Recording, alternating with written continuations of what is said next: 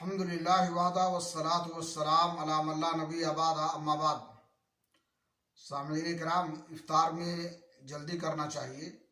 نظریہ احتیاط کے پیش نظر افطار میں تاخیر کرنا یہ اہل کتاب کی عادت ہے، جبکہ اللہ کے نبی جناب محمد رسول اللہ صلی اللہ علیہ وسلم نے ان کی مخالفت کا حکم دیا ہے۔ شیعہ اور روافض جو یہودیت کے کوکھ سے جنم لیے ہیں، وہ بھی افطار میں تاخیر کرتے ہیں اور ستاروں کے چمکنے کا انتظار کرتے ہیں، جبکہ اللہ کے نبی جناب محمد رسول اللہ صلی اللہ علیہ وسلم نے اس عمل کو خیر و برکت سے خالی قرار دیا ہے۔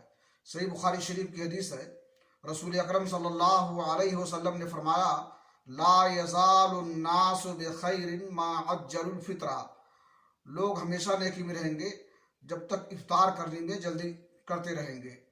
لہٰذا ہمیں چاہیے کہ نبی کی سنت پر عمل کرتے ہوئے اور اہل کتاب اور روافض کی مخالفت کرتے ہوئے افطار میں جلدی کریں۔ اللہ ہمیں اس کی توفیق بخشے۔ وآخر دعوانا الحمدللہ رب العالمین۔